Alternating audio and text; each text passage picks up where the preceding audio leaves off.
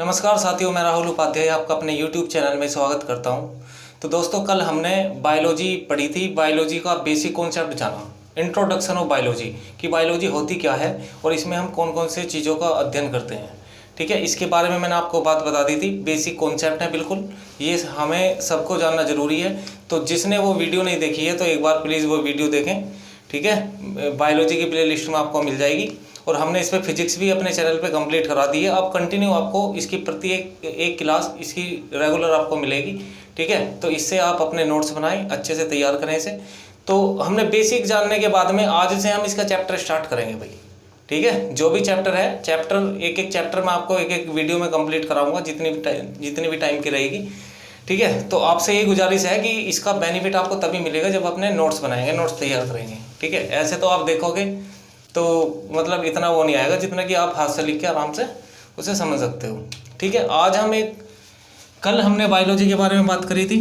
Biology जिसमें हम सजीवों का अध्ययन करते हैं, जिसे हिंदी में जीव विज्ञान कहते हैं दोस्तों। ठीक है, इसमें जो दोस्तों हमें टॉपिक, आज हम एक बहुत अच्छा सा टॉपिक लेने वाले हैं। आज मैं आपको पढ़ाऊंगा इसमें पोषण के बारे में। पोषण को दोस्तों इंग्लिश में बोलते हैं न्यूट्रिशन। ठीक है, पोषण को क्या बोलते हैं? न्यूट्रिशन कहते हैं। पोषण क्या है? सबसे पहले हम ये जानते हैं कि पोषण क्या है। पोषण वो चीज़ है दोस्तों जो हमारी बॉडी की मतलब हमारे शरीर की ग्रोथ करते हैं या वृद्धि करते हैं, वो पोषक पदार्थ कहलाते हैं। उन्हें क्या बोलते हैं हम? पोषक पदार्थ। अब ऐसी कौन सी चीज़ है जो हमारे शरीर की वृद्धि करते हैं? तो आपको तो पता है कि भाई हम शरीर की वृद्धि के लिए प्रोटीन ज़्यादा लेते हैं। ठीक है, तो ये हमारे शरीर की क्या करते हैं? वृद्धि करते हैं। लेकिन बहुत सारी चीज़ें हैं, पोषक पदार्थ हम जान लेते हैं कौन कौन से पोषक पदार्थ हैं जिनके लेने से हमारी जो बॉडी है उसकी ग्रोथ बढ़ती है। ठीक है, सबसे पहले मैं बात करूं तो कार्बोहाइड्रेट है। कार्बोहाइड्रेट को कल मैंने आपको बताया था कि इसे हम बोलते हैं शुगर या शर्करा कह सकते हैं दोस्तों। ठीक है, इसके बाद में यदि हम बात करें तो दूसरे नंबर पे प्रोटीन। आपको पता ही है प्रोटीन के तो डब्बे वगैरह आते हैं, स्पेशल शरीर की ग्रोथ करने के लिए यही इम्पोर्टेंट है। ठीक है, इसके बाद में यदि हम बात करें तीसरे नंबर पे तो यहाँ पर विटामिन्स आ जाते हैं। विटामिन्स, हमारे शरीर में कई प्रकार के विटामिन्स होते हैं। ठीक है, इनके बारे में हर एक चीज़ के बारे में मैं आपको डिटेल में समझाऊंगा। अभी सिर्फ मैं आपको बता रहा हूँ कि हमारे पोषक पदार्थ क्या होते हैं। ठीक है, तो कार्बोहाइड्रेट्स है, प्रोटीन है और आपका विटामिन्स है। इसके बाद में यदि हम बात करें तो वसा भी है, जिसे हम फैट कहते हैं या लिपिड्स बोलते हैं। इसको हम फैट कहते हैं या लिपिड्स कहते हैं। इसके बाद में भाई हमारे खनिज हैं। इसके बाद में रेशेदार पदार्थ हैं, रेशेदार जिसे रफ पदार्थ कहते हैं हम। ठीक है, इसके बाद में फिर हमारा H2O हो जाता है। ये देखो 7 प्रकार के ये पोषक पदार्थ हैं जो हमारे शरीर की वृद्धि करने में मदद करते हैं। अब ये जो पोषक पदार्थ हैं इनको हमने 2 भागों में डिवाइड कर दिया, 2 भागों में बांट दिया दोस्तों। एक को बोलते हैं हम लघु पोषक पदार्थ और दूसरे को बोलते हैं हम दीर्घ पोषक पदार्थ। दीर्घ पोषक पदार्थ, ठीक है, लघु वाले माइक्रो और ये मैक्रो। ठीक है, अब इसमें लघु वाले में कौन से आएंगे? देखो भाई, लघु वाले में वे आएंगे जो हमारे शरीर की वृद्धि तो करते हैं लेकिन बहुत ही कम करते हैं, हमें दिखाई नहीं देती। ठीक है, जैसे विटामिन्स है, अगर आप ज़्यादा मात्रा में विटामिन्स लोगे तो शरीर की ग्रोथ नहीं होगी। विटामिन्स का कार्य है रोगों से लड़ने की क्षमता को प्रदान करना। ठीक है, तो कुछ ऐसे पदार्थ हैं जो हमें अंदर से मजबूत करते हैं, तो लघु पोषक पदार्थ कहलाते हैं। दीर्घ वाले वो होते हैं जिसका हमें दिखता है कि शरीर की ग्रोथ हो रही है। आज ये लड़का दुबला था तो अगले दिन ये इसकी हेल्थ में ग्रोथ हमें दिखाई दे रहा है, तो वो कौन से पदार्थ में आते हैं? दीर्घ पोषक पदार्थ में। ठीक है, तो लघु में आप बताओ कौन कौन से हो सकते हैं लघु में? पहले लघु की बात करते हैं। अच्छा, पहले दीर्घ की कर लेते हैं। चलो, दीर्घ में सबसे पहले तो कार्बोहाइड्रेट है। कार्बोहाइड्रेट, मीठे से सबसे ज़्यादा फैट बढ़ता है। दूसरे नंबर पे प्रोटीन। प्रोटीन आपको पता ही है भाई, प्रोटीन भी सबसे ज़्यादा। अच्छा, विटामिन से नहीं आएगा। और इसमें वसा।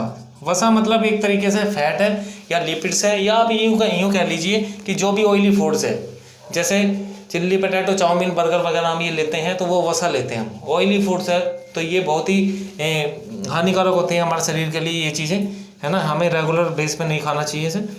तो कार्बोहाइड्रेट्स, प्रोटीन, वसा और H2O जल भी हमारे शरीर की ग्रोथ करता है। आपको पता है 70% जो हमारी बॉडी है वो किससे मिलके बनी है? H2O मतलब जल से मिलके बनी है। अब देखो ये 3 बचे, कौन से बचे?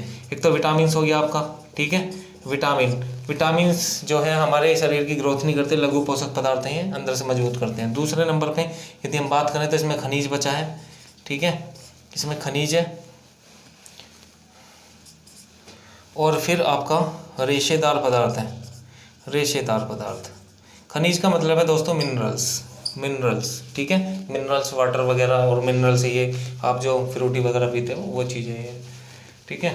और खनिज में जैसे लोहा हो गया, तांबा, ये चीज़ होती है हमारी बॉडी में, तो उनको ही बोलते हैं खनिज। कराऊंगा ये टॉपिक कराऊंगा, कौन कौन सी चीज़ें, कौन से खनिज हमारे कहाँ पर पाए जाते हैं, ठीक है। तो ये चीज़ हम पोषण में पढ़ेंगे, बहुत ईजी सा चीज़ है, एक बार मैं रिवाइज कर रहा हूँ। देखो पोषण किसे कहते हैं? वे चीज़ें जो हमारी शरीर की ग्रोथ करें पोषण कहलाते हैं। वे पोषक पदार्थ है। पोषक पदार्थ कौन से हैं? हम खाने में लेते हैं 7 प्रकार के हैं, कार्बोहाइड्रेट्स, प्रोटीन, विटामिन, वसा, खनिज, रेशेदार और H2O। 2 पार्ट में डिवाइड कर दिया, लघु वाले और दीर्घ वाले अलग अलग कर दिए, ठीक है। स्क्रीनशॉट लो उसका, बहुत ही बेहतरीन तरीके से हम समझाएंगे। देखो एक एक टॉपिक को कंप्लीट करते चलेंगे हम टॉपिक वाइज, ठीक है। ऐसा नहीं है बीच में किसी तरह की आपको वीडियो दूंगा, बढ़िया टॉपिक से हम कंप्लीट करेंगे, अच्छे से कंप्लीट करेंगे। वो जितने भी लिखवाए हैं सारे टॉपिक कंप्लीट कराऊंगा आपको मैं, ठीक है। चलिए मेजर अप कर देता हूँ।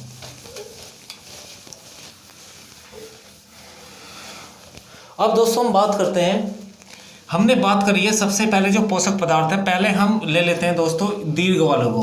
पहले हम दीर्घ पोषक पदार्थों की बात करते हैं। दीर्घ पोषक पदार्थ, इसमें नंबर 1 मैंने आपको बताया दोस्तों कार्बोहाइड्रेट। हम इसके बारे में बात करेंगे, कार्बोहाइड्रेट या शर्करा के बारे में बात करेंगे। सबसे पहले नंबर पे हम इसे जान लेते हैं कि ये क्या चीज़ है। देखो जो कार्बोहाइड्रेट्स है, जो शर्करा है, जो शुगर है, इसे हमने 3 भागों में डिवाइड कर रखा है अगर साइंस के हिसाब से देखें तो। सबसे पहले मोनोसैकेराइड। देखो दोस्तों ये मत सोचना कि भाई इंग्लिश का वर्ड है इंग्लिश में लिखे। देखो बायोलॉजी में इंग्लिश और हिंदी कुछ वर्ड्स ऐसे होते हैं जो इंग्लिश और हिंदी दोनों में एक ही बोले जाते हैं, ठीक है। तो अगर जिसका कोई इंग्लिश और हिंदी होगा तो हिंदी में भी जरूर बताऊंगा मैं आपको, ठीक है। दूसरे नंबर पर डेक्सेक्राइड, इसका एक दूसरा नाम हो रहा है। डेक्सेक्राइड को हम ओलिगोसैकेराइड भी कहते हैं। क्या बोलते हैं हम इसको? ओलिगोसैकेराइड। और थर्ड नंबर पे पॉलीसैकेराइड, ठीक है। ये चीजें हैं मोनोसैकेराइड, डेक्सेक्राइड, ओलिगो और पॉलीसैकेराइड। 3 भागों में डिवाइड कर दिया हमने कार्बोहाइड्रेट्स को। अब हम देखते हैं मोनोसैकेराइड। ये जो मोनोसैकेराइड है ये भी अपने आप में 2 प्रकार का होता है दोस्तों, ठीक है। ये 2 प्रकार का होता है, एक तो बोलते हैं पेंटोस शुगर, और एक होता है हमारा हेक्सोस शुगर। पेंटोस और हेक्सोस शुगर। देखो ये जो पेंटोस होता है ये हमारे शरीर में 2 इसमें पाया जाता है। देखो एक तो डीएनए में और दूसरा आरएनए में। आपको बता दूं डीएनए की फुल फॉर्म आप सभी जानते हो, डिऑक्सी न्यूक्लिक एसिड, ठीक है। पेंटोस शुगर आपसे पूछ रहे किस में होता है? डीएनए में पाया जाता है। इसकी full form deoxy nucleic acid. RNA की है राइबोज न्यूक्लिक एसिड, ठीक है।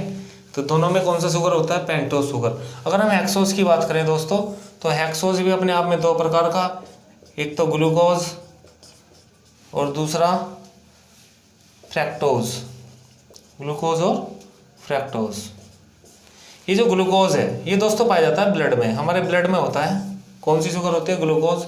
आपको पता है ग्लूकोज हमें क्या प्रदान करती है? एनर्जी प्रदान करती है। मैंने आपको बताया था जो हम 3 चीज़ें लेते हैं, कार्बोहाइड्रेट्स, वसा और प्रोटीन, उसका ब्रेकडाउन किस में होता है? ग्लूकोज में, ठीक है। पिछली वीडियो में मैंने आपको समझाया था। फ्रैक्टोज ये सबसे दोस्तों मीठी शुगर है, बहुत मीठी शुगर है ये।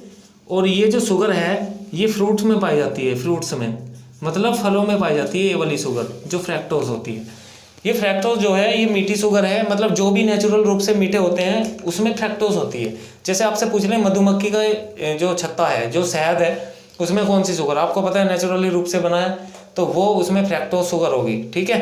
और जितने भी फल है, जितने भी फल है,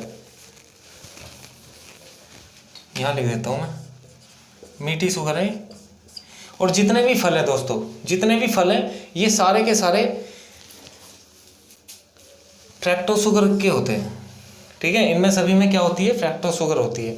अब हम बात करते हैं डेक्सैकेराइड की। तो ये तो मोनोसैकेराइड के पार्ट है, ये यहाँ तक कंप्लीट है मोनोसैकेराइड, ठीक है। स्क्रीनशॉट ले लो, फिर मैं इसके बारे में समझाऊंगा आपको। अब बात करते हैं हम दोस्तों डेक्सैकेराइड की। अब ये जो डेक्सैकेराइड है या ओलिगोसैकेराइड आप कह लो, ये कितने प्रकार का होता है दोस्तों। अगर हम इसकी बात करें डेक्सैकेराइड की, तो ये भी अपने आप में 3 प्रकार का होता है। नंबर 1, यदि मैं इसकी बात करूं तो सुक्रोज पहले नंबर पे, सुक्रोज इसका प्रकार है, इसी का ही प्रकार है। दूसरे नंबर पे माल्टोज, माल्टोज, और तीसरे नंबर पे है इसमें लैक्टोज। ये बहुत बार एग्जाम में पूछी गई है। ये शुगर डायरेक्ट ही पूछ लेता है कि बताओ मधुमक्खी के शहद में कौन सी शुगर होगी, तो आपको पता है फ्रैक्टोज। फलों में कौन सी शुगर होगी, सेब में कौन सी शुगर होती है, तो कोई सा भी फल हो जो मीठा है उसमें फ्रैक्टोज है, ठीक है। ये जो सुक्रोज है ये टेबल शुगर है हमारी, जो भी टेबल शुगर है उसमें सुक्रोज पाई जाती है। टेबल शुगर कैसे, जैसे चीनी हो गया, गन्ना, शक्कर, कुछ भी बोल दे आपसे कि इनमें कौन सी शुगर पाई जाती है, तो सुक्रोज होती है इसमें। चीनी में कौन सी शुगर होती है, सुक्रोज होती है। गन्ने में कौन सी शुगर होती है, सुक्रोज होती है, ठीक है। अगर हम इसकी बात करें तो दोस्तों ये होती है माल्टोज अनाज में, ये अनाज में पाई जाती है, ध्यान रखेंगे ये अनाज में पाई जाती है। यहाँ से बहुत क्वेश्चन पूछे गए हैं, बहुत इंपॉर्टेंट है, तो आपको इसको ध्यान से ध्यान रखना है। लैक्टोज, लैक्टो जहाँ भी ये शब्द आ जाए आपको, लैक्टो, लैक्टोमीटर, लैक्टोज, लैक्टोबेसल्स, ये सारे दूध से संबंधित होते हैं। लैक्टोमीटर दूध की शुद्धता मापने के लिए, लैक्टोबेसल्स दूध का दही में परिवर्तित होना, और लैक्टोज दूध का, ये जो शुगर है ये किसमें होती है, दूध में पाई जाती है, दूध में पाई जाती है ये वाली शुगर, ठीक है। तो इस बात का आपको ध्यान रखना है। तो ये डेक्सैकेराइड, इनमें कार्बोहाइड्रेट्स में सबसे इंपॉर्टेंट है डेक्सैकेराइड, क्योंकि यहाँ से क्वेश्चन बनता है, ठीक है। इसको मैं रब करता हूँ।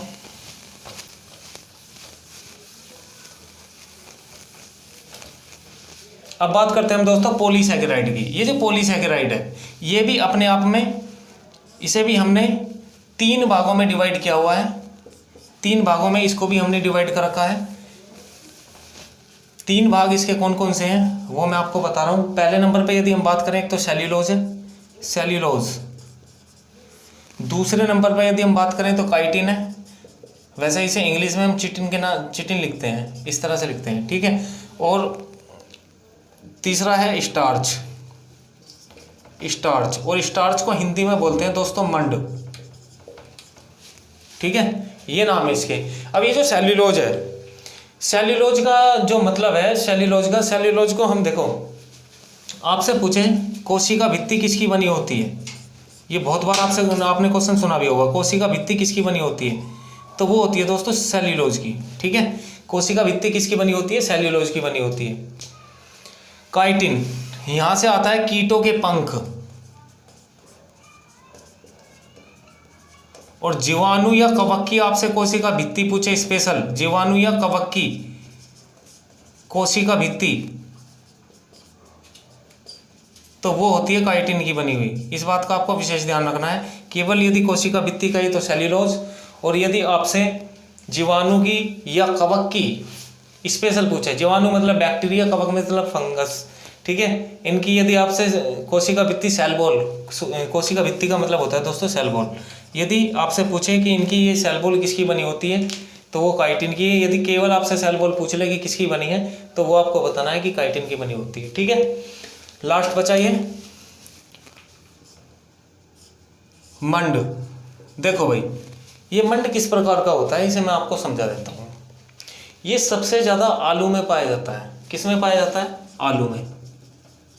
आलू में सर्वाधिक क्या होता है, मंड होता है, स्टार्च होता है। ये होता कैसा है, देखो जब हम आलू को उबालते हैं तो उबाल के यदि हम छोल के उसे रख देते हैं ना, तो थोड़ी देर बाद आप देखोगे तो उसमें हल्का सा चिपचिपापन आ जाता है। वो चिपचिपापन ही क्या है, वो स्टार्च है दोस्तों, मंड है। ठीक है।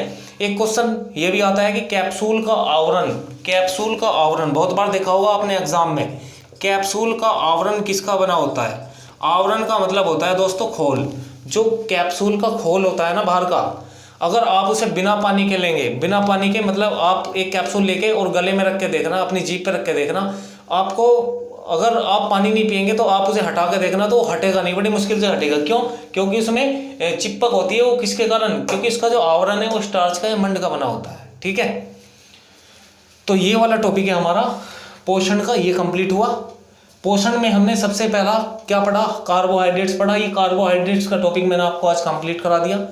बहुत ही इंपॉर्टेंट टॉपिक है, यहाँ से भी क्वेश्चन बनते हैं। सारे ही बायोलॉजी के अपने आप में अच्छे टॉपिक हैं जहाँ से क्वेश्चन बनते हैं। ठीक है। और मैं आपको आपके एग्जाम के हिसाब से कराऊंगा।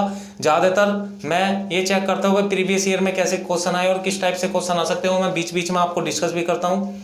तो दोस्तों मेहनत कर रहे हैं आपके साथ में और डेली आपको वीडियो मिल रही है, तो प्लीज़ ज़्यादा से ज़्यादा शेयर करें। भाई मेहनत कर रहे हैं तो आपको भी थोड़ी सी मेहनत करनी है, आपको भी ज़्यादा से ज़्यादा शेयर करना है ताकि हमें कॉन्फिडेंस मिले और ज़्यादा से ज़्यादा हम वीडियो को डाल सकें। ठीक है। तो मिलते हैं नेक्स्ट वीडियो में दोस्तों, धन्यवाद।